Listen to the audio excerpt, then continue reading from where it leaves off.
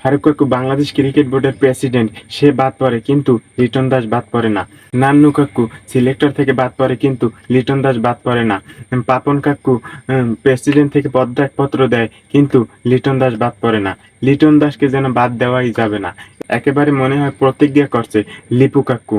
এখন লিপু কাকুকে বাদ দেওয়া দরকার আমার মনে হয়, কারণ সে লিটনকে বাদ দিতেই পারছে না কোনোভাবে।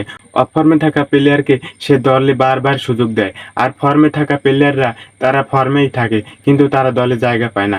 যেমন নুরুল হাসান সোহান, এনামুল হক বিজয়, তারা কি দুর্দান্ত পারফরমেন্স করছে, তাদের দিকে নির্বাচকদের কোনো নজরই নাই। একেবারে বাজে সিলেকশন যেটাকে বলে, একেবারে বাজে সিলেকশনই তারা করছে। যোগ্য প্লেয়ারদের দলে জায়গা দিতে চায় না। এদের থেকে আমার মনে হয় নান্নু কাকুরাই ভালো ছিল, খুব ভালো ছিল তাদের থেকে, তুলনামূলক খুবই ভালো ছিল। কিন্তু এখন তাদেরকেও আমার মনে হয় বাদ দেওয়া দরকার, লিপু কাকুগো। কারণ তাদের একেবারে এই বাজে, এমনিতেই আমাদের দলের একেবারে বাজে অবস্থা।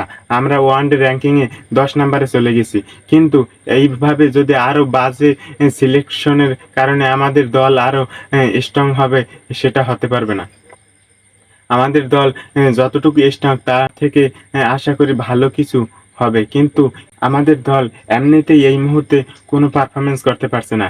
কিন্তু তারপর যে প্লেয়াররা পারফরমেন্স করছে তাদেরকেও দলের বাইরে রাখে, আমার মনে হয় এটা একেবারেই ঠিক না। নুরুল হাসান সোহান, সে দলে জায়গা পাবার একেবারে যোগ্য দাবিদার হতে পারে, কিন্তু তাকে দলে রাখা হয়নি। এই বাজে সিলেকশনের কারণে আমাদের এমনি মাঝাবাঙ্গা দল, এই দল নিয়ে আমরা যতটুকু আগানোর আশা রাখবো, এটা কিভাবে রাখবো? অফ ফর্মে থাকা প্লেয়ারদেরকে আমরা ক্যাপ্টেন্সি দিই, অফ ফর্মে থাকা প্লেয়ারদের আমরা স্কোয়াডে রাখি, একাদশে রাখি। এইভাবে বাজে ডিসিশন নিলে আমাদের ক্রিকেট এমনিতেই অন্যদের থেকে এগিয়ে যায় না। কিন্তু যতটুকু আমাদের ক্রিকেট এগিয়ে যাবে ততটুকু এখন আর যাবে না, এই বাজে ডিসিশনের কারণে। আমার মনে হয় এই বাজে ডিসিশন যদি অফ হয়, বন্ধ হয়, তাহলে আশা করা যায় হয়তো বা কিছুটা আরো ভালো করতো বাংলাদেশ।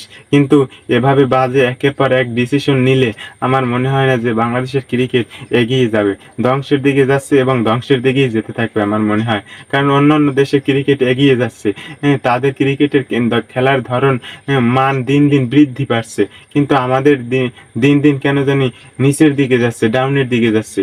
এভাবেই যেতে থাকবে যদি এভাবে বাজে ডিসিশন নেওয়া হয় সব জায়গায়।